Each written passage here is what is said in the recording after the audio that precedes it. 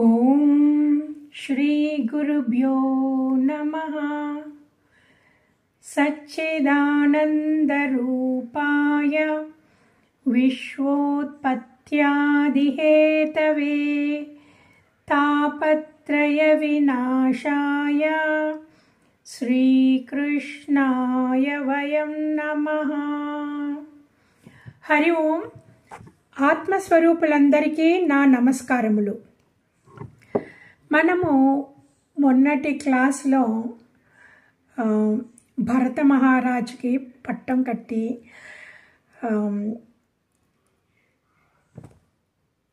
ఋషభదేవు గారు అవధూత అవ్వడము, ఆ తర్వాత మనము ఎలాగా సత్వగుణంలో ఉండాలా, సత్వగుణానికి వెళ్ళడానికి మనము ఎలాగ కృషి చేయాలా, ఆ విషయాలన్నీ మనం మాట్లాడుకున్నాము. ఎందుకు? సత్వగుణంలోకి వెళితేనే మనకి జ్ఞానము అర్థము అవుతుంది, మన మనసులో కూడా పాతుకుంటుంది. సో అలాగే మెల్లగా మనము బ్రహ్మనిష్టలో ఉండి గుణాతీతులం అవుతాము, అంటే సత్వగుణానికి కూడా పైకి ఎదిగిపోతామన్నమాట. సో మనం ఆ లెవెల్లోకి వెళ్ళాలా. సో అందుకే మనం ఎలాగ చూసుకోవడము, ఎలాగ సాధన చేయడము అని మనము మొన్న మాట్లాడుకున్నాము. ఇప్పుడు జ్ఞాపకం ఉంది కదా, అవధూత ఋషభదేవుల వారు అవధూతగా అవ్వడానికి ముందు భరతుడికి పట్టం కట్టారు. ఎందుకు? ఆయన మహాయోగి, మహాభక్తుడు. అందువల్ల వాళ్ళ తమ్ముళ్ళు కూడా చెప్పారు, మీరు ఈర్ష్యాద్వేషాలతో ఉండకండి, ఆయన మహాయోగి, మీరందరూ ఆయన చెప్పినట్టు, మీ అన్నగారు చెప్పినట్టు నడుచుకోండి అని. సో సరే అని అలాగే వాళ్ళందరూని వాళ్ళ భరతుడు చెప్పినట్టే వాళ్ళు నడుచుకున్నారు. సో భరతుడు కూడా చాలా చక్కగా రాజ్యపాలన చేశారు, ప్రజలందరినీ చక్కగా చూసుకున్నారు, దైవ కార్యాలని చక్కగా నడిపించారు. ఎవరెవరికి ఈ విద్య నేర్పించాలా, గురుకులాలు ఎక్కడ ఎస్టాబ్లిష్ చేయాలా, యజ్ఞయాగాది క్రతువులు ఎక్కడ చేయాలా, అవన్నీ చక్కగా నిర్వహించి ఆయన పెళ్లి చేసుకొని పిల్లలు కూడా పుట్టారు. సో అప్పుడు ఆ తర్వాత ఇంకా ఆయన అంతానే వదిలేసి రాజ్యపాలన అంతా పిల్లలకు అప్పచెప్పేసి ఆయన తపస్సు చేసుకోవడానికి వనానికి వెళ్ళిపోయారనమాట. సో అక్కడ వనానికి వెళ్ళి ఆయన ఎలాగానే చాలా భక్తుడు ప్లస్ మహాయోగి కదా. సో ఆయనే సెపరేట్గా ఒక ఆశ్రమం కట్టుకొని, ఒక పర్ణశాల కట్టుకొని అక్కడే ప్రతిరోజు యజ్ఞాలు చేయడము, ధ్యానం, ధారణ, ధ్యానం, సమాధి, అలాగే చాలా చాలా ఎదిగిపోయారన్నమాట. సో చాలా ఎదిగిపోయి ఇంకా ఆయన ఒక్కరే ఆయన కదా, ఎవరు డిస్టర్బ్ చేసి వాళ్ళు లేరు. ఆయన మనసు ఎప్పుడు భగవంతుడి మీదే ఉండేది. సో అందువల్ల ఒక్కొక్కసారి ఆశ్రమంలో కూర్చొని ఆయన ధ్యానం చేసేవారు, ఒక్కో రోజు వనంలోకి వెళ్ళి చెట్టు కింద ధ్యానం చేసేవారు, ఒక్కో రోజు అక్కడ నది పారుతుంది. సో ఆ నది దగ్గర ఒక బండరాయి ఉంది, ఆ బండరాయి దగ్గర కూర్చొని ఆయన ధ్యానం చేసేవారు అన్నమాట. సో ఇలాగా ఆయన చాలా నిష్ఠతోటి ధ్యానం చేస్తూ ఉన్నారు. ఒకరోజు ఏమైందంటే, ఆయన అలా నది దగ్గర ఒక బండరాయి మీద కూర్చొని ధ్యానం చేస్తూ ఉన్నప్పుడు అక్కడ ఒక గట్టిగా సింహగర్జన వినబడింది. ఆ సింహగర్జనకి అక్కడ ఒక జింక ఉండేదన్నమాట. ఆ జింక భయపడిపోయి పరిగెట్టుకొని నది దాటేసి అటేపు వెళ్ళాలనేసి పరిగెట్టింది. ఆ దూకడంలో కాలు జారి పడిపోయింది. ఆ జింక ఏమో గర్భిణి. సో ఆ కాలు జారి పడిపోవడంలో అక్కడే ప్రసవించేసింది, బిడ్డ బయటకు వచ్చేసింది, తల్లి నీటిలో కొట్టుకుపోయిందన్నమాట. అది ఎక్కడ జరిగింది? భరత మహారాజు కూర్చున్న ఆ గుట్ట మీద దగ్గర అన్నమాట, ఆ బండరాయి దగ్గర నీళ్ళు ఉన్నాయి కదా, అక్కడ జరిగింది ఈ విశేషం. సో తల్లి జింక కొట్టుకుపోయింది. ఇప్పుడు ఈ చిన్న పాప మటుకు మిగిలింది అన్నమాట. అప్పుడు భరత మహారాజు, అయ్యో తల్లి లేని జింకపిల్ల పాపం చచ్చిపోతుంది నేను చూసుకోకపోతే అని తెచ్చారు. తెచ్చుకొని ఆయన ఆశ్రమంలో ఆ జింకకి ఏం పాలు పోయడము, ఆ సంరక్షణ చూసుకోవడం అవన్నీ చేసేవారు అన్నమాట. ఇవన్నీ చెయ్యాలా అంటే ఆయన ఏంటి ఆ సమయం దేనికి ఉపయోగించుకుంటేవారు? దైవ ప్రార్థనకి, యజ్ఞాలకి, ధ్యానానికి ఉపయోగించుకుంటేవారు కదా. ఇప్పుడు చిన్న జింకపిల్ల వచ్చింది ఆయనకి, రెస్పాన్సిబిలిటీ. సో ఆ జింకని చూసుకోవాల్సి వచ్చింది, లేకపోతే ఆ జింకపిల్ల చచ్చిపోతుంది. ఇప్పుడు ఆయనకు వదిలేయడానికి మనసు రాలేదు. ఈ యజ్ఞం, ఈ దైవ కార్యము 100% చేయడానికి ఆయనకు అవకాశం దొరకటం లేదు. కానీ ఆయన అలా చూసుకుండేవారు అన్నమాట. అది చూసుకుంటూ చక్కగా చూసుకుంటే ఆ జింక పిల్ల బలిష్టమైంది. ఆ బలిష్టమయ్యి ఆయనతో ఆడడం మొదలెట్టింది. ఆయన ఎక్కడ కూర్చొని యజ్ఞాలు చేసేటప్పుడు కానీ ఏదైనా కూర్చొని ధ్యానం చేసేటప్పుడు ఎగిరిది అన్నమాట. ఆయన చుట్టూ ఎగిరిది, లేకపోతే ఒళ్ళో కూర్చుండేది. ఆయన యజ్ఞం చేసేటప్పుడు ఆ పక్కనే ఎగురుతూ ఎగురుతూ ఎగురుతూ అక్కడే ఉచ్చుపోసేసేది అనమాట. ఇంకా మళ్ళీ ఆయన క్లీన్ చేసుకొని మళ్ళీ చేసేవారు. సో ఇలాగ డిస్టర్బ్ చేయడం మొదలెట్టింది.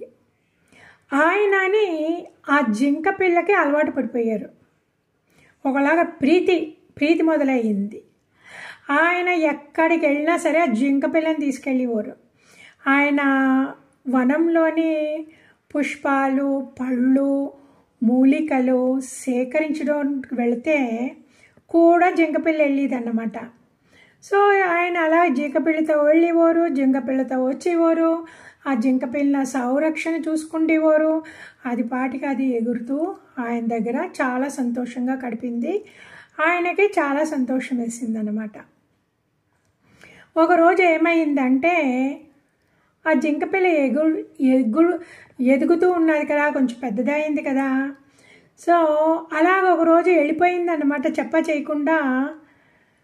తన ఒక్కటే నడిచి వెళ్ళిపోయింది ఆ జింకపిల్ల. ఇంకా అలా వెళ్ళిపోయి ఇంకా రాలేదు. రాకపోయేటక్కడికి ఆ భరతుడికి ఆయనకి దిగులేసింది. అయ్యో ఈ జింక ఎక్కడికి వెళ్ళిపోయిందో, ఏదైనా పులో నక్కో తినేసిందో ఏమో. ఆ జింకపిల్ల ఇంకా చిన్నది, ఎక్కడో వనంలో దారి తప్పిపోయి ఇంకా ఇంటికి రాలేకుండా ఉన్నదేమో. వర్షం వస్తే ఏమవుతుందో, తనకి తినడానికి ఆకలి అది సరిగా దొరుకుతుందో, తినడం తెలుస్తుందో లేదో, లేకపోతే తప్పికేసినప్పుడు నీళ్ళు ఎక్కడున్నాయని చూసుకొని వెళ్ళడం తెలుస్తుందో లేదో అని ఆయనకు ఆలోచనలు. ఇంకా రాలేదు, ఇంకా రాలేదు, ఇంకా రాలేదు. మనసంతా జింకపిల్ల మీదే.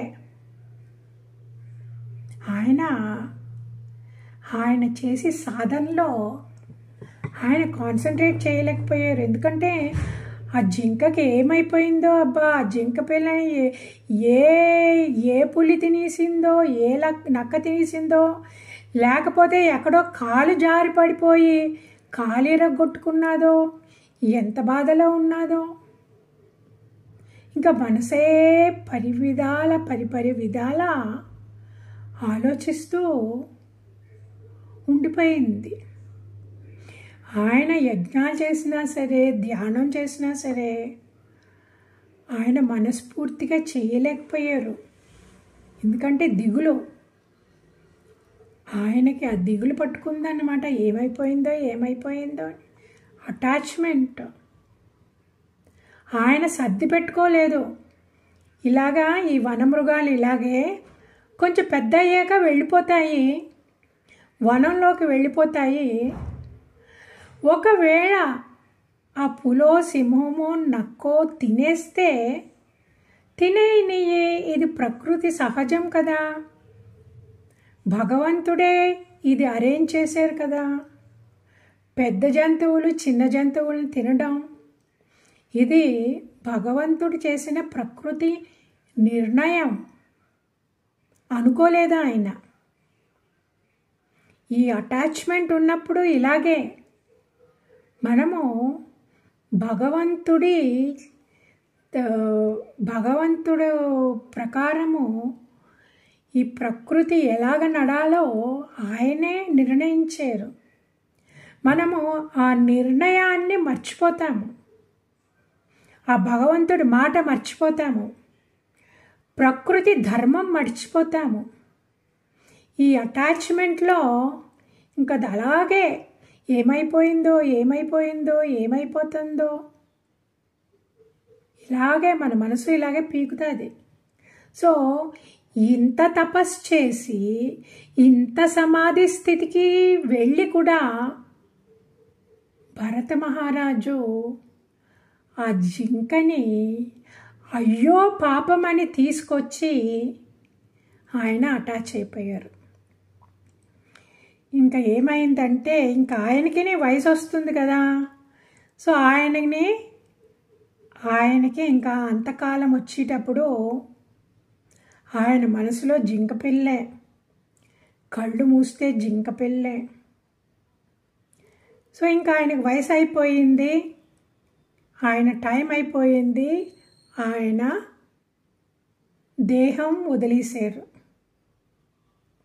దేహం వదిలేటప్పుడు ఆయన మనసులో ఏముంది? జింక పిల్ల. సో ఆయన చనిపోయాక జింక కడుపుని జింక పిల్లలాగా పుట్టారు. చెప్పారు కదా భాగవతంలో, ఆఖరి క్షణంలో మన మనసులో ఏ ఆలోచన ఉంటుందో మరుజన్మలో మనము అలాగే పుడతామంట. ఈయన ఇంత తపస్సు చేసి సమాధి స్థితికి వచ్చి ఆయన పడిపోయి జింక పిల్లలాగా పుట్టారు. కానీ ఈయన ఎంతో సాధన చేశారు, ఎంతో పైకి ఎదిగారు, మహాభక్తుడు కూడా. అందువల్ల భగవంతుడి కృప వల్ల ఈ జింకగా పుడితే కూడా ఆయనకి జ్ఞానం ఉన్నది. అయ్యో నేను ఇలా కింద పడిపోయాను కదా, నేను తపస్సు చేస్తూ ఉండేదాన్ని కదా, ఆ తపస్సులో నేను ఇలాగా జింక పిల్లకి నా మనసు అతుక్కుపోయి నా తపస్సు అంతా నిష్ప్రయోజనం అయిపోయింది. నేను ముక్తి చెందవలసింది పోయి ఆ జింక పిల్లను పట్టుకొని జింకలాగా పుట్టాను కదా, నాకు ఇంకా మళ్ళా ఇలాంటి పని జరగకూడదు, ఇలాంటి తప్పు చేయను అనేసి ఆ జింక పిల్ల ఏమైందంటే ఇంకా జింకలతోటి చేరడం మానేసి ఋషులు, ఆ వనంలో బోల్డ్ అన్ని చాలామంది ఋషులు ఉన్నారు, ఆశ్రమాలు ఉన్నాయి. ఇంకా వాళ్ళ దగ్గరికే వెళ్ళిపోయింది ఈ జింక పిల్ల. జింక భరతుడు వాళ్ళ దగ్గరికే వెళ్ళిపోయాడు. వెళ్ళిపోయి ఇంకా ఋషుల పక్కనే ఉండి వాళ్ళు చేసిన పూజలు పునస్కారాలు యజ్ఞయాగాది క్రతువులు వాళ్ళు చేసి పారాయణము అవన్నీ వింటూ జింక పిల్ల ఇంక అక్కడే భగవంతుడినే స్మరిస్తూ అక్కడే ఉండిపోయిందన్నమాట. ఆ భరతుడు జింకలాగా, కానీ ఆ జ్ఞాపకం అన్నీ ఉన్నాయి. ఆ సాధనను పట్టుకొని ఇంక అలాగే ఋషులతోనే ఉండి ఆ ఋషుల అసోసియేషన్ తోటి ఇంకా భగవంతుడి మీదే మనసు పెట్టుకుంది. ఇంకా బయట వేరే జింకలతో చేరనే లేదన్నమాట. ఇంకా వృద్ధాప్యం వచ్చే వరకు ఆశ్రమంలోనే ఉండి ఆఖరిని ఆశ్రమంలోనే ప్రాణం వదిలేసింది. ఆ ప్రాణం వదిలే టైంలో ఆ జింక మనసులో ఎవరు? భగవంతుడు. ఓకే, ఇప్పుడు మోక్షము వట్టి మనిషి శరీరంలోంచే దొరుకుతుంది, వేరే శరీరాల్లోంచి మోక్షం దొరకదంట. అందువల్ల ఈ జింక భరతుడు మళ్ళా మనిషిగా పుట్టవలసి వచ్చింది. ఈసారి భగవంతుడు ఆ భరతుడిని ఒక మంచి బ్రాహ్మణ కుటుంబంలో, శాస్త్రీయమైన బ్రాహ్మణ కుటుంబంలో ఆయన పుట్టించారన్నమాట. ఆయన ఆ ఇంట్లో పుట్టాక వాళ్ళ ఇంట్లో ఆయనకు ఒక ముగ్గురు అన్నలు ఉండేవారు, ముగ్గురు పెద్దవాళ్ళు. ఈయనే 4వ అబ్బాయి అన్నమాట. సో ఆయనకి ఆ భరతుడికి ఇంకా ఉన్నది దేవుడి దయ అన్నమాట. ఆ జ్ఞాపకం ఉన్నది, నేను ఇలాగా తపస్సు చేసి తపస్సులోంచి పడిపోయి జింకగా పుట్టాను. ఆ జింకలుగా ఉన్నప్పుడు మహర్షుల అసోసియేషన్తో పుట్టి ఉన్నాములానే ఇప్పుడు నాకు బ్రాహ్మణ కుటుంబంలో ఒక మగవాడిలాగా శరీరం దొరికింది అని ఆయనకి జ్ఞాపకం ఉండి ఆయన నేను ఫస్ట్ టైం చేసిన తప్పులాగా మళ్ళా చేయకూడదు, నేను ఎవరితోటి చేరను, నేను వట్టి భగవంతుడి మీదే మనసు పెట్టుకుంటాను అనేసి ఆయన చిన్నప్పటి నుంచి ఒక మొద్దులాగా ఎవరన్నా ఏదన్నా చెప్తే వినకుండా, చెప్పిన మాటలు మళ్ళా మాట్లాడకుండా ఎప్పుడూ ఒక దద్దమ్మలాగా ఉండేవారన్నమాట. సో వాళ్ళ నాన్నగారు ఆ మగపిల్లలందరికీ ఇదంతా వాళ్ళు బ్రాహ్మణ కుటుంబం కదా, వాళ్ళు అవన్నీ చెయ్యాలి కదా, యజ్ఞాగాది క్రతువులు, పారాయణం, చాంటింగ్ అవన్నీ చెయ్యాలి కదా, అవన్నీ నేర్పించేవారంట. నేర్పిస్తే వాళ్ళ ముగ్గురు అన్నయ్యలు నేర్చుకుండేవారు, కానీ భరతుడు మటుకు అస్సలు నోరు విప్పేవాడు కాదంట.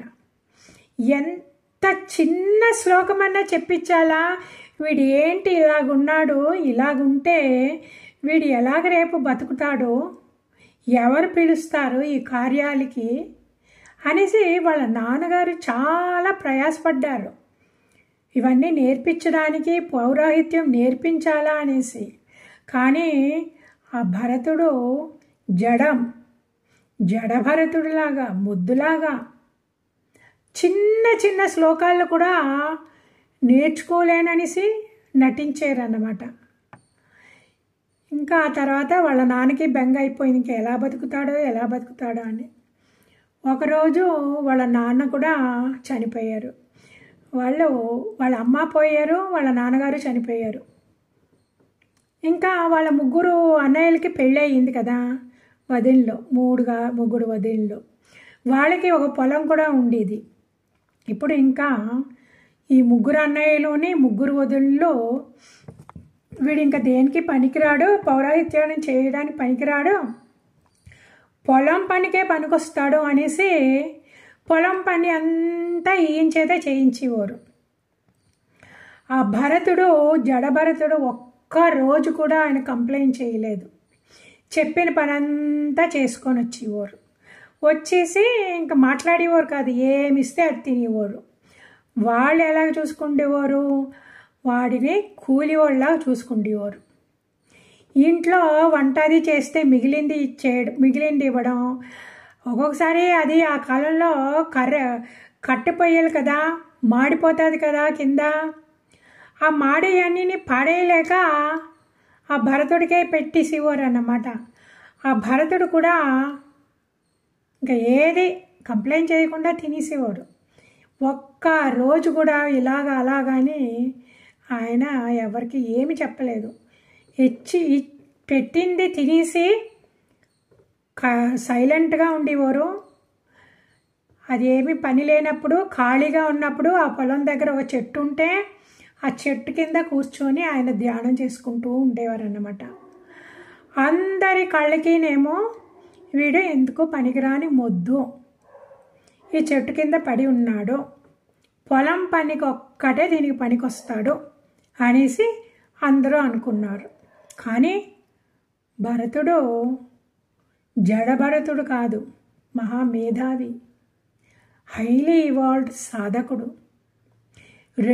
ఒకసారి పెద్ద తప్పు చేసి ఈ జింకపిల్ల మీద ప్రేమ పెట్టుకొని జింకపిల్ల కోసం నా జన్మ అంతా వృధా అయిపోయింది, నేను మళ్ళా వృధా చేయకూడదు అనేసి ఇలాగా నటించాడనమాట, జడభరతుడులాగా.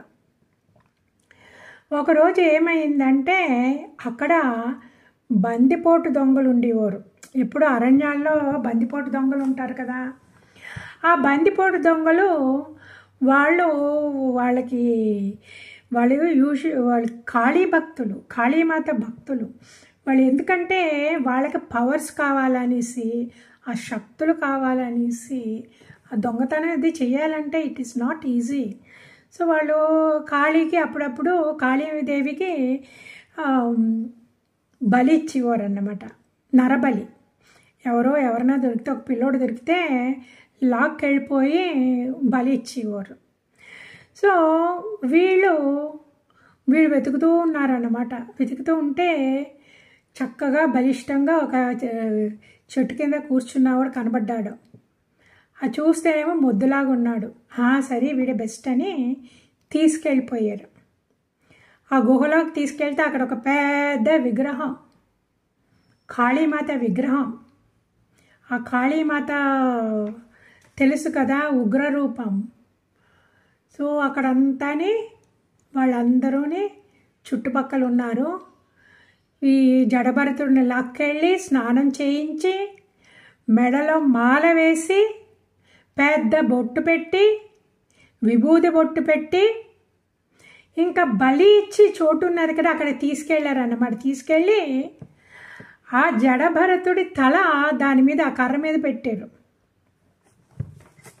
బలి ఇచ్చి చోట, బలిదానం ఇచ్చే చోట. అప్పటికీ నోరు తెరవలేదు జడభరతుడు. అప్పుడు బలి ఇవ్వడానికి ఒక అతను వచ్చి ఆ ఖడ్గం పైకి తీయేసాడు అనమాట. ఆ ఖడ్గం అలా ఆ మెడకేసేస్తే మెడ తెగిపోయి కింద పడిపోతాడు జడభరతుడికి. ఇంకా అలా పైకి తీసేటప్పటికి వెంటనే కాళీమాత ప్రత్యక్షమైంది.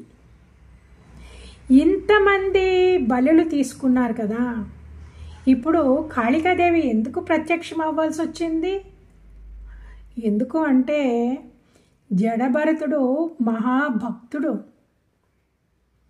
ఆయన మోక్షం కోసం ఆయన ప్రయాసపడుతున్నారు, ఆయన సాధనలో ఉన్నారు, ఆయన మోక్షం వైపు వెళుతున్నారన్నమాట. అలాంటి వాళ్ళని భగవంతుడు కూడా రక్షిస్తాడు. వాళ్ళ సాధన పాడవకూడదు అనేసి భగవంతుడు కూడా రక్షిస్తాడు. అందుకే కాళికామాత ప్రత్యక్షమయ్యి వెంటనే ఆవిడ సైన్యం ఉంటుంది కదా, వాళ్ళందరూ కూడా బాగా వచ్చి ఇంకా ఉన్న బందిపోటు దొంగలందరినీ చంపేసి ఆ రక్తం తాగేశారన్నమాట. ఓకే, కాళీదేవి సైన్యం వాళ్ళు ఇదే రక్తాన్ని స్వీకరిస్తారు. సో వాళ్ళ బందిపోటు దొంగలంతాని చంపేస్తే ఇంకా మిగిలింది ఎవరు? జడభరతుడు ఒక్కడే. ఇంకా జడభరతుడు బయటకు వచ్చేసాడు అన్నమాట. ఇంక మళ్ళా అలా నడుచుకుంటూ వాళ్ళ ఊరు వదిలి వెళ్ళిపోయి ఇంక అలా నడుచుకుంటూ ఇంక అలా వెళ్ళిపోయాడు. ఎందుకంటే ఆయనకి ఇంకా అటాచ్మెంట్ అది ఏమీ లేదు కదా, ఆయనకి నా వాళ్ళు అన్న వాళ్ళు ఎవరు లేరు కదా. ఆయనకి మా అమ్మ, మా అన్నయ్యలు, అన్న సంబంధం ఏమి లేదా, ఆయనకు వైరాగ్యం, ఇంటెన్స్ వైరాగ్యం. వదిలేసి వెళ్ళిపోయారనమాట. వెళుతూ ఉన్నారు, వెళుతూ ఉన్నారు, వెళుతూ ఉన్నారు. ఇంకెక్కడికి వెళుతున్నారో కూడా ఆయనకు గమ్యం లేదు. బతికున్నంత వరకు అలాగే అవధూత లెవెల్కి వచ్చిన వాళ్ళు ఇంకా వాళ్ళు నడుచుకొని వెళుతూ ఉంటారన్నమాట. రాత్రి అయితే ఎక్కడో పడుకుంటారు, మళ్ళీ పొద్దున్న లెగుస్తారు, ఇంకా నడుచుకుంటూ ఉంటారు. వాళ్ళకి ఈ దారి ఆ దారి అని ఏమీ లేదు. వాళ్ళ మనసులో ఉండేది భగవంతుడు ఒక్కడే. ఆ భగవంతుడు ఎక్కడున్నాడు? అన్ని చోట్ల ఉన్నాడు. సర్వం బ్రహ్మమయం జగత్. భరతుడికి తెలుసు ఉన్నదంతా భగవంతుడే. ఇంకా అలాంటప్పుడు ఆయన ఏ దారికి లేపు వెళ్తాడు? ఏ దారిలో వెళ్ళినా సరే ఉన్నదే భగవంతుడు. అందువల్ల ఆయనకి అన్నీ ఒకే దారులు అన్నమాట. ఇంకా ఆయన వెళుతూ వెళుతూ వెళుతూ వెళుతూ వెళుతూ ఉండి కొన్ని రోజులు అయ్యాకనే ఇంకా అది ఎక్కడో వేరే ఎక్కడో ఉంటేనే ఒక చెట్టు కింద కూర్చున్నారు. ఆయన చెట్టు కింద కూర్చుంటే అటేపు రాహుగణ మహారాజు అనేసి ఆ మహారాజు గారు ఎక్కడికో ఒక ఆశ్రమానికి వెళ్తున్నారు. ఆయన ఒక పల్లకీలో కూర్చొని ఒక నలుగురు మోస్తున్నారు. ఆయన వెనకాల కొంతమంది పరిచారికలు ఉన్నారు. ఆయన్ని మోసుకొని వెళుతూ ఉన్నారన్నమాట పల్లకీ వాళ్ళు. ఆ పల్లకి వెళుతున్నప్పుడు ఒకడికి ఆయన స్పృహ తప్పి పడిపోయాడు కింద. ఆయనకు ముందు నుంచే జ్వరం అంట, అది ఏదో వచ్చారు. పల్లకి మోయలేకపోయాడు. ఆ ఎండలో మోయలేక స్పృహ తప్పి ఆయన పడిపోయాడు. సో ఇప్పుడు వీళ్ళకి ఇంకొకరు కావాలి కదా, ఆ పల్లకి మోయడానికి నలుగురు ఉండాలా, ముగ్గురే ఉన్నారు. సో వాళ్ళు అలా వెతుకుతూ ఉంటేనేమో జడభరతుడు ఒక చెట్టు కింద కూర్చోవడం కనబడ్డాది.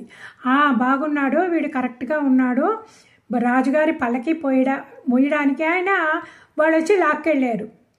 ఈయన ఏమి అభ్యంతరం చెప్పలేదు, ఎవరు లాగేస్తే వెళ్ళిపోవడమే అటేపు. సో ఇంకా వెళ్ళిపోయి అది పల్లకి ఇస్తే పల్లకీలో ఆయన మోయడం ప్రారంభించారన్నమాట. మోయడం ప్రారంభించి వెళ్ళేటప్పుడు ఈయన మహా సాధువు కదా.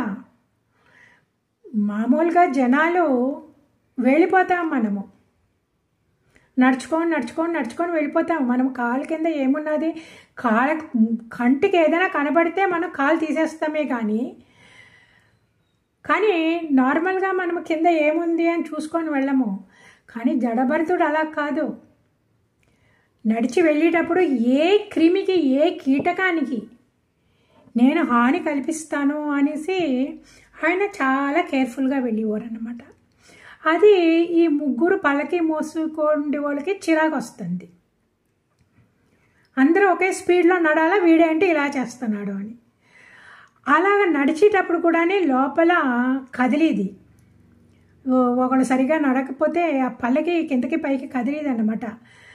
ఆ మహారాజు గారికి కోపం వచ్చింది. మహారాజు గారు తిట్టారు, ఒక 2 సార్లు తిట్టారు. కానీ భరతుడు ఏమి చెవిక వేసుకోలేదు. తన పాటికి తను కేర్ఫుల్గా చూసుకుంటూ వెళ్ళాడు. ఒక చోట అలా కాలు ఎట్టేటప్పటికి అక్కడ పెద్ద చీమ సడన్గా వచ్చేసిందంట. ఆ కాలు వెనక లాగేసుకున్నారు ఆయన. ఆ కాలు వెనక్కి లాగేసుకోవడంలో ఆ మహారాజు గారు ఆల్మోస్ట్ కింద పడినంత పని అయిపోయింది. ఆ పల్లకి ఆల్మోస్ట్ టాప్లో అయినట్టు అయింది. సో వాళ్ళు వెంటనే అప్పుడు మహారాజు గారు కోపం వచ్చేసి, ఏమి ఇలాగున్నావు, పొగరమోతేనో నీకు, పొద్దునుంచి పల్లకి మోసి అలసిపోయాను అనుకున్నావా? ఇప్పుడే కదా వచ్చావు, చూడ్డానికి ఇంత బలిష్టంగా ఉన్నావు, ఈ మాత్రం పని లేదా, ఈ మాత్రం పని చేయడానికి కుదరదా నీకు శరీరానికి అని దెబ్బలాడారంట. దెబ్బలాడితే అప్పుడు భరతుడు అన్నాడంట,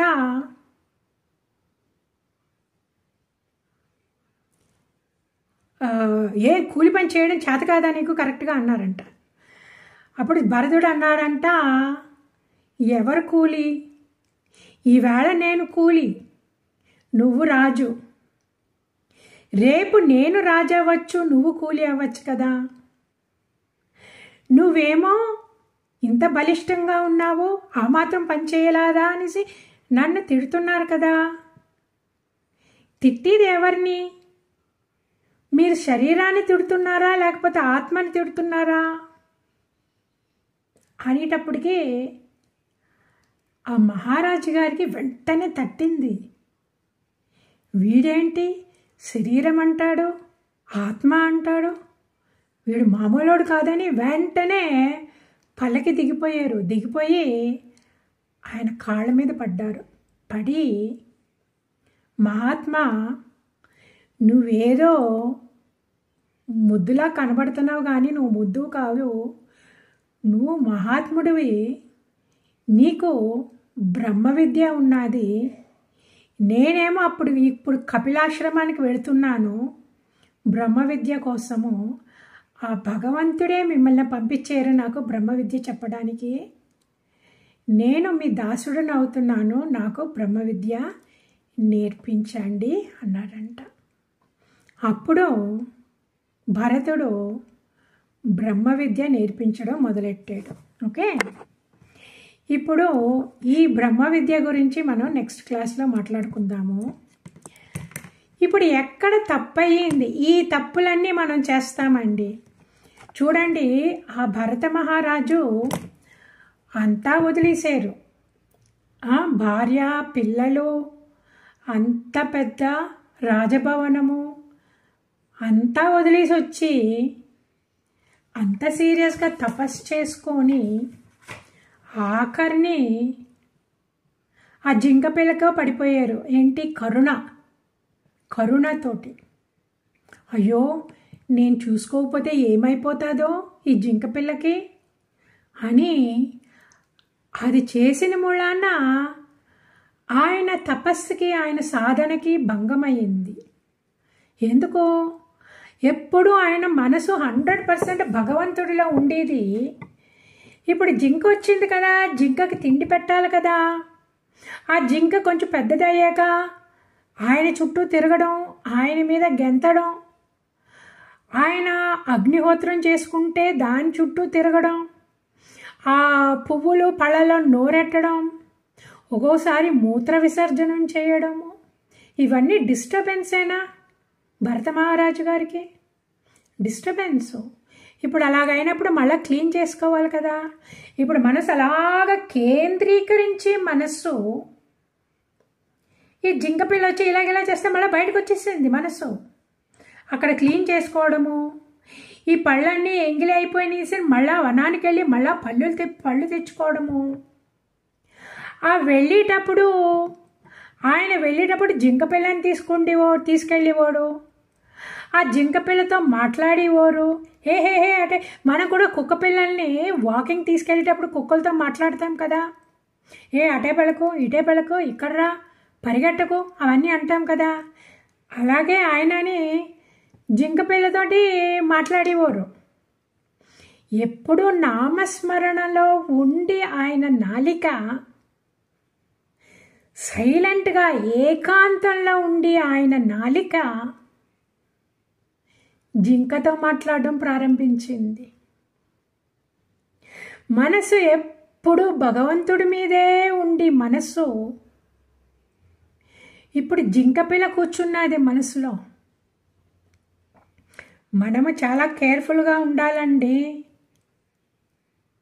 ఇంత సాధన చేస్తున్నామా? కొంతమంది ఇళ్లలో ఇలాగే అవుతుంది. ఆ పిల్లలు కుక్క పిల్లని తెచ్చి ఇచ్చేస్తారు, పెట్టేసి వాళ్ళు చూసుకోరు, ఇంట్లో ఉన్న వాళ్ళే చూసుకోవాలా. వాకింగ్ కూడా తీసుకెళ్ళరు. అయ్యో నాకు టెస్టు, నాకు అది, నేను అక్కడికి వెళ్తున్నాను, ఇక్కడికి వెళ్తున్నాను. సో తర్వాత ఏమవుతుంది? ఇంట్లో ఉన్న వాళ్ళే చూసుకుంటారు, పెద్దవాళ్ళే చూసుకుంటారు. ఓకే, లేకపోతే 2 పక్షుల్లో గూట్లో వేసి తెచ్చేస్తారు. ఇంకా మళ్ళీ చూసుకోవడం లేదు. అక్కడ గూడు దగ్గర కూర్చొని మాట్లాడతారే కానీ ఆ గూటికి క్లీన్ చేయాలా, రోజు నీళ్ళు పెట్టాలా, రోజు తిండి పెట్టాలా, ఇవన్నీ ఎవరికండి? ఇంట్లో ఉన్న మనలాంటి వాళ్ళు స్టక్ అయిపోతాము. ఉన్నాయి, చూస్తున్నాను నేను, ప్రాక్టికల్ నేను చెప్తున్నాను. My own experience and my friends experience. మా ఫ్రెండ్ ఒక ఆవిడ ఉన్నారు, ఆవిడే ముసలావిడి. ఆవిడికి ఆల్మోస్ట్ 8 years. వాళ్ళ మనవరాలికి ఆవిడ she belongs to that animal rights అన్నమాట. అది ఏదో స్ట్రే డాగో కుక్కపిల్ల ఏదో కాలు విరిగి ఉంటే తీసుకొచ్చింది అన్నమాట. తీసుకొచ్చి పెట్టుకున్నది ఇంట్లో. ఇంకేంటి పెట్టుకొని ఆయనకి పరిచర్య చేసి ఆ కుక్క కొంచెం పెద్దదయ్యింది, అంతా కాలంతా సరి అయిపోయింది, ఇంకా తిరుగుతుంది. ఫోటోలు వస్తాయి నాకు వాట్సాప్లో. ఎలాంటి ఫోటోలు?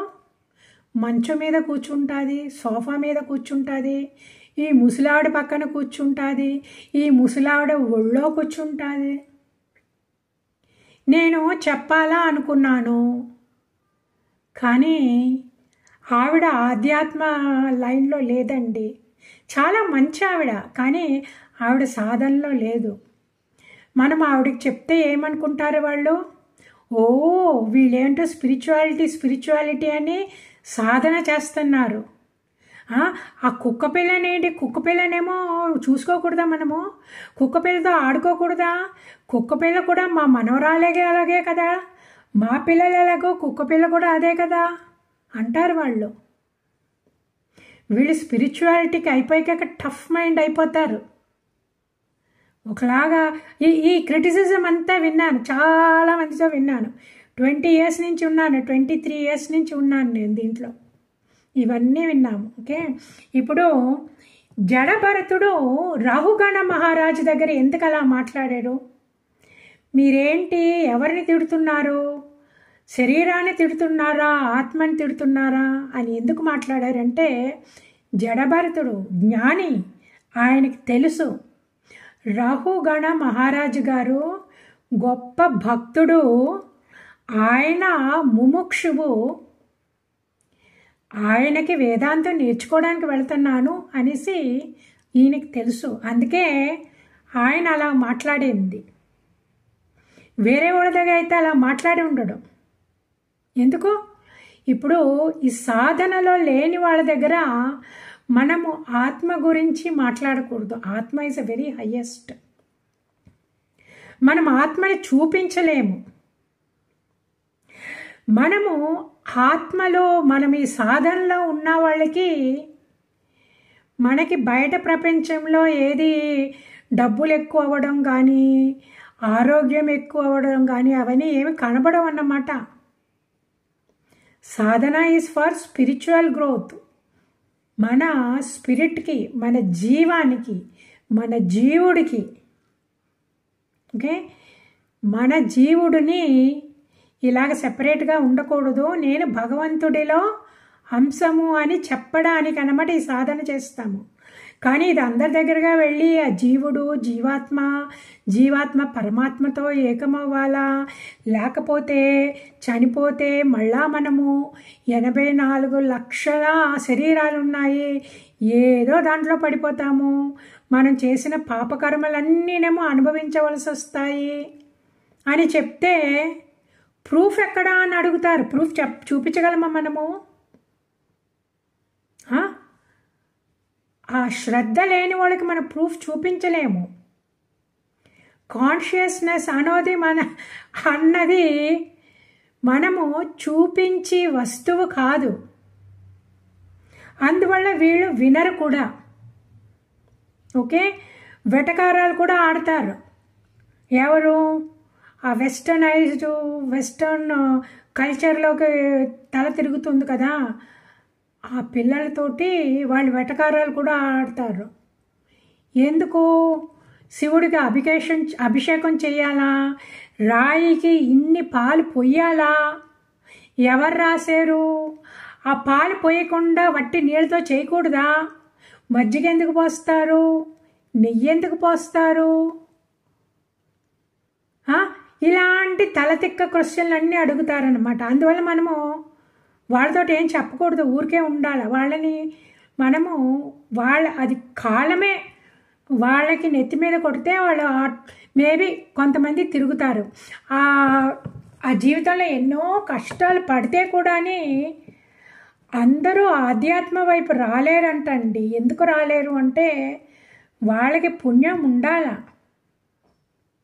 ఆ బ్యాగ్లో పుణ్యం ఉంటేనే, ఆ మూటలో పుణ్యం ఉంటేనే భగవంతుడి వైపు తిరుగుతారు. ఆ కష్టాలు ఎక్కువైపోయినప్పుడు గుడిలకు వెళ్ళడం, అభిషేకాలు చేయించడం, గుడిలో కూర్చొని ధ్యానం చేయడం, మళ్ళానేమో ఆ పారాయణాలు నేర్చుకోవడము అవన్నీ చేస్తారు. మిగతా వాళ్ళు ఏం చేస్తారు? మిగతా వాళ్ళు కష్టం వచ్చిందంటే తాగుడుకు అలవాటు పడడం, సిగరెట్కి అలవాటు పడడం, లేకపోతే డ్రగ్స్కి అలవాటు పడడం, లేకపోతే డిప్రెస్ అయిపోయి సూసైడ్ చేసుకోవడం. ఇవి మనలో పుణ్యం ఉంటేనే మనకి మన జీవితంలో ఎదురు దెబ్బ మీద దెబ్బ మీద దెబ్బ పడినప్పుడు మన మనసు భగవంతుడి మీద, భగవంతుడి వైపు మళ్ళుతుంది. ఎంతో పుణ్యం ఉంటేనే అటేపు మళ్ళుతుంది. అందులో ఆ పుణ్యంలో కూడా గ్రేడ్స్ ఉన్నాయి. ఓకే, కొంతమంది ఈ ఆధ్యాత్మిక లైన్లో వస్తారు, పెద్ద ప్రాబ్లం అయ్యింది అని. అయ్యాక వస్తారు, కొంతకాలం ఉంటారు, ఆ తర్వాత మనసు బయటకు వెళ్ళిపోతుంది అన్నమాట బాహ్య ప్రపంచానికి. ఎందుకో వాళ్ళకి వైరాగ్యం లేదు, అందువల్ల వాళ్ళు వెళ్ళిపోతారు మధ్యలోని. చాలా కొంతమంది మటుకు చాలా సీరియస్ అయిపోతారు. ఇంకా ఎంత సీరియస్ సాధకాస్ అయిపోతారో అన్నీ వదిలి వెళ్ళిపోతారన్నమాట.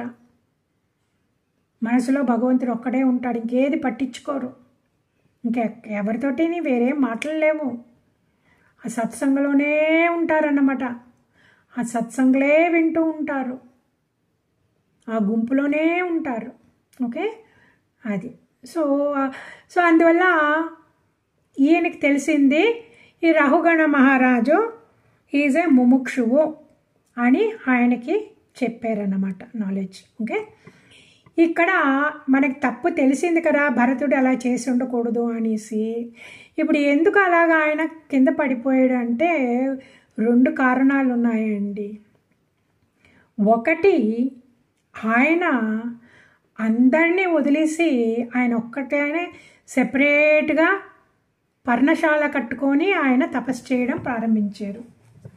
కానీ ఆయన అందరు ఋషులతోటి ఉండుంటే ఏమయ్యేదంటే వాళ్ళు ఎవరైనా అనివారు, ఏ భరత ఏంటది, ఆ జింక పిల్లని పెట్టుకొని ఇంకా జింకపిల్ల అని దాని పక్కనే తిరుగుతున్నావు, నీ సాధన పాడవుతుందని తెలీదా?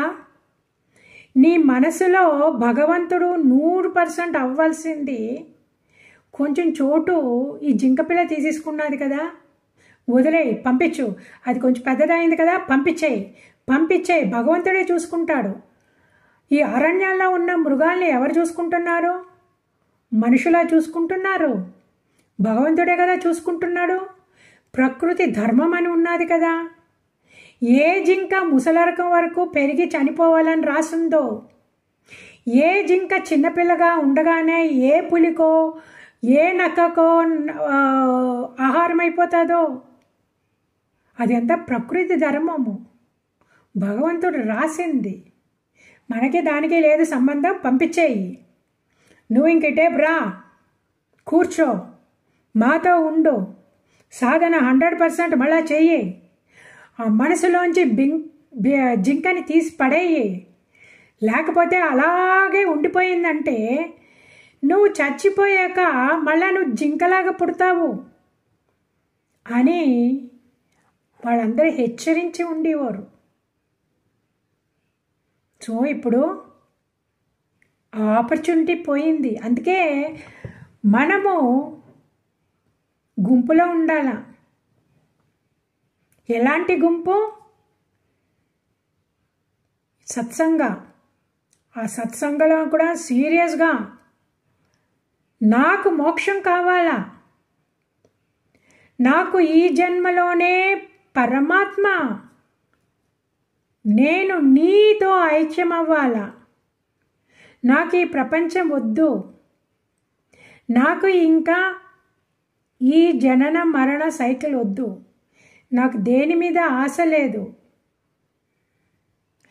ఇంకా నా వైరాగ్యం లెవెల్ని నువ్వు ఇంకా ఎక్కువ చెయ్యి, నా మనసులో నువ్వే ఉండి ఎప్పుడు నన్ను సాధకులతోనే ముడిపెట్టు. ఆ మెటీరియలిస్టిక్ పీపుల్ తోటి నన్ను ముడిపెట్టక, నన్ను వాళ్ళ దగ్గర నుంచి తప్పించు, నన్ను కాపాడు, నన్ను నీలో ఐక్యం చేసుకో అని ప్రార్థించాల. రోజు చెప్పేవారు వాళ్ళు, అవన్నీ చెప్పేవాళ్ళు. వాళ్ళు సత్సంగాలు ఉంటే ఇవన్నీ మాట్లాడుకుంటారు వాళ్ళు. ఎందుకంటే ఇలాంటి సడన్గా ఏదో ఒక కుందేలు పరిగెట్టుకొచ్చేసి కాలు ఇరిగిపోయి ఇవన్నీ నార్మల్ కదా. ఆశ్రమంలోని కుందేలు ఉండడము, జింకలు ఉండడము అలాంటివన్నీ. సో వీళ్ళందరూ మాట్లాడుకుండేవారు. ఎవరికి ఎంత సాయం చేయాలో చేసేసి బయటకు పంపించేసి ఉండేవారు అన్నమాట. ఆ మాటలు కూడా భగవంతుడి మీదే. ఆ మాటల్లో కూడాని, ఆ భగవంతుడి విషయాల్లో కూడాని ఒక్కొక్కసారి ఒక్కొక్క మెట్టు ఎదిగి మనము ఈ పెరిఫెరీ నుంచి మన సెంటర్కి వెళ్ళిపోవాలి. అలాంటిది ఒక్కొక్కదానికంటే ఆ లెవెల్ ఎక్కువ అయ్యేలాగా ఆ ప్రసంగాలు నడుస్తాయన్నమాట. అందుకే మనము కరెక్ట్ సత్సంగంలో ఉండాలా, ఇవన్నీ వదలాలా. ఓకే, అది ఒకటి. ఇంకొకటి ఏమంటే కరుణ. ఆ సెకండ్ పాయింట్ ఆయన్ని కిందకి లాగింది ఏమంటే కరుణ. మనకి కరుణ ఉండాలండి, మనం అలా వదిలేయకూడదండి అంటాం కదా. వాళ్ళు మనలాంటి వాళ్ళని దేవుడే కదా అని మనం అనుకుంటామా? అలాగే పప్పులో కాలేస్తాం మనము. ఓకే, ఇప్పుడు కరెక్ట్, అందరూ దైవ స్వరూపాలే. కానీ వాళ్ళ మనసు భగవంతుడి వైపు తిరిగిందా? వాళ్ళకి ఇంకా కోరికలు ఉన్నాయా? ప్రతి జీవుడు వాళ్ళ కోరికల్ని తీర్చుకోవడానికే ఈ శరీరాన్ని భగవంతుడు ఇస్తాడు. అందువల్ల సో వాళ్ళ ప్రారంధంలో ఏం రాసిందో వాళ్ళకి అవుతుంది.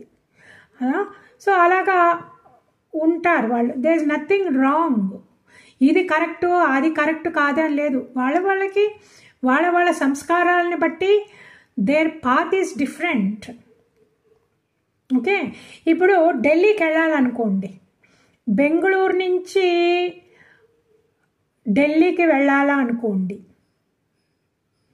మనం బస్సులోనే వెళ్ళచ్చు, కారులోనే వెళ్ళచ్చు,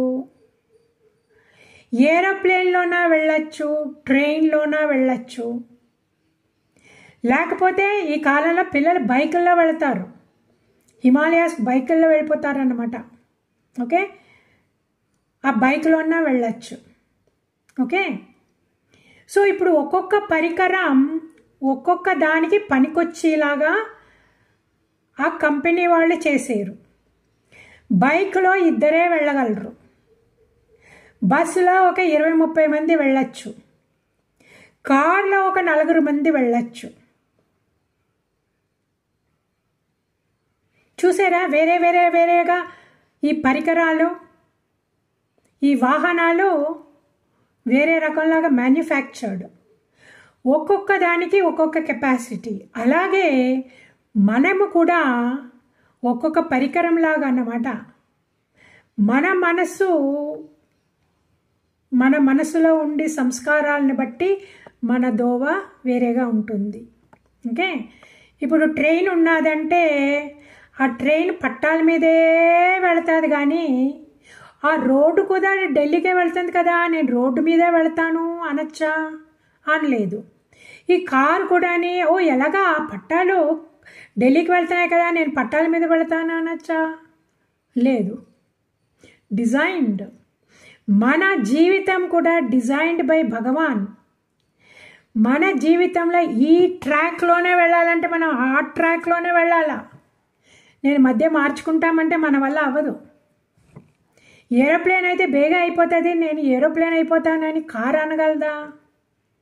నువ్వు కారు రోడ్డు మీదే వెళ్ళాలా, నీ స్పీడ్ ఇంతే, నీకు ఇంతకాలం పడుతుంది ఢిల్లీ చేరడానికి.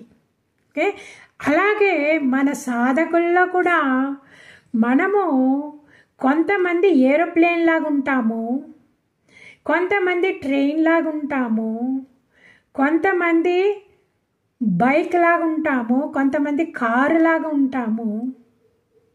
మనము కంపేర్ చేసుకోకూడదు. అయ్యో ఆవిడ చాలా బేగా ఫాస్ట్గా ఎదిగిపోయారు, నేను ఇంకా ఇక్కడే ఉన్నాను, నేను ఇంకా చాలా స్లోగా ఉన్నాను, అలా కంపేర్ చేసుకోకూడదు. ఎందుకంటే భగవంతుడు ఆవిడని ఏరోప్లేన్ లాగా చేశారు. ఎందుకు? ఆవిడకి పూర్వజన్మ సంస్కారం ఉన్నది. పూర్వజన్మలో జడభరతుడిలాగా, ఆ భరత మహారాజులాగా ఆవిడనే ఎంతో సాధన చేసుంటారు. అందుకే ఇది ఓకే. ఇప్పుడు నా సాధన ఎంత ఉన్నదో నాకు తెలియదు, భగవంతుడికి తెలుసు. మేబీ అందుకే నన్ను ట్రైన్ లాగా చేసేయడము, లేకపోతే నన్ను 2 వీలర్ లాగా చేసేయడము. కానీ పర్వాలేదు, అన్నీ ఎక్కడికి వెళ్తాయి? ఢిల్లీకే వెళ్తాయి. అలాగే మనము మన మనస్సు భగవంతుడి మీదే పెడితే కొంచెం స్లో అవ్వచ్చు, కొంచెం లేట్ అవ్వచ్చు, కొంచెం బేగా వెళ్ళచ్చు. కానీ ఆ మనసు ఎక్కడున్నది? ఢిల్లీకి వెళ్ళాలా. మన మనసు ఎక్కడున్నది? భగవంతుడి దగ్గరికి వెళ్ళాలా. సో అందువల్ల మనము ఆటోమేటిక్గా భగవంతుడిని వెళ్ళి చేరుకుంటాము. సో అందువల్ల మనం దేనికి భయపడక్కర్లేదు, కంపేర్ చేసుకోక్కర్లేదు. కాదంటే జడభరతుడులాగా మనము దేనితోటి అటాచ్మెంట్ పెట్టుకోకూడదు, మన పిల్లలతోటి కూడా అటాచ్మెంట్ పెట్టుకోకూడదు. మన మనసులో భగవంతుడు ఒక్కడే ఉండాలి. సత్యసాయిబాబా గారు అన్నారు, మన హృదయ స్థానం భగవంతుడికి ఒక్కడికే. ఆ స్థానంలో వేరే ఎవరన్నా పెట్టారు అంటే భగవంతుడు అక్కడ ఉండడు. మళ్ళా మనము మనిషి శరీరానికి వచ్చేస్తాము. ఆ మనవరాలో పిల్లలో ఎవరో ఉంటే మళ్ళా మనం కింద పడి మనుష్య శరీరానికి వచ్చేస్తాము. ఆ మనుష్య శరీరానికి రావడానికి ఎంతో కాలం పడుతుంది. ఎందుకంటే అన్ని శరీరాలు లేవు. కానీ బోల్డ్ అని కాకులు, బోల్డ్ అని పిచ్చికలు, బోల్డ్ అని బొద్దింకలు, బోల్డ్ అని పావులు, బోల్డ్ అని ఎలకలు, బోల్డ్ అని చీమలు, ఇవన్నీ ఉన్నాయి. సో మనము దాంట్లో కాసుకొని వెయిట్ చేయాలన్నమాట. ఒక్కొక్క పాపము కింద పడిపోవడానికి, ఒక్కొక్క పాపము కింద పడిపోవడానికి. నా క్యూ, అది పెద్ద క్యూ. ఆ క్యూలో నిలబడాలి మనము. మనకి ఎప్పుడు టికెట్ దొరుకుతుందో తెలియదు. అందుకే ఒక మహాత్ముడు అన్నాడు, మనకి మానవ శరీరం దొరకడం జాక్పాట్ అంట. మనకి లాటరీ వచ్చింది, పెద్ద మొత్త లాటరీ వచ్చింది. దేనికి ఈ లాటరీ? భగవంతుడి దగ్గరికి స్ట్రైట్గా వెళ్ళిపోవడానికి అన్నమాట. మనము భగవద్గీత చదివాము, భాగవతం చదువుతున్నాము. ఆ భాగవతంలో మహాత్మ్యంలో చెప్పారు కదా బిగినింగ్లో. మనం ముగించేటప్పటికి మనకి పుష్పక విమానం వస్తుంది, భగవంతుడు మనల్ని తీసుకెళ్ళిపోదామనేసి. లాటరీ, మనకి లాటరీ టికెట్ దొరికింది. మనకి మానవ శరీరం దొరకడానికి మహాత్ముడు ఎంత చక్కగా చెప్పారో చూడండి. వన్ ఆఫ్ ద స్వామీస్, ఆ లాటరీ టికెట్ వచ్చింది మీకు, బీ కేర్ఫుల్. ఒకసారి పోయిందంటే ఇంకంతే, నువ్వు మళ్ళా you will end up in your poverty అనేసి. సో అందువల్ల మనం గట్టిగా పట్టుకోవాలన్నమాట. ఈ మనస్సుని గట్టిగా పట్టుకొని ఆ భగవంతుడి పాదాలకి కట్టేయాలి మన మనస్సుని. రమణ మహర్షి గారు అన్నారు, ఆ స్లైడ్ కూడా నేను పంపించాను గ్రూప్లో. రమణ మహర్షి గారు అన్నారు ఏంటి, మన మనస్సు భగవంతుడి పాదాలకి గట్టిగా పట్టుకున్నదంటే విత్ లవ్, విత్ ప్రేమ భక్తి మనము ఆఖరి కాలంలో భగవంతుడినే చేరుకుంటాము. సో జాగ్రత్త, జడభరతుని జ్ఞాపకం పెట్టుకోండి. జడభరతుని జ్ఞాపకం పెట్టుకొని ఆ కుక్క పిల్ల వచ్చింది, ఆ పక్షులు వచ్చినాయి, చూసుకోవాలా అని మీరు వదిలేయండి. ఓకే, నేను ప్రాక్టికల్ ఎగ్జాంపుల్ చెప్తున్నానండి. నేను ఆల్మోస్ట్ స్టక్ అయిపోవాల్సి వచ్చింది. I refused.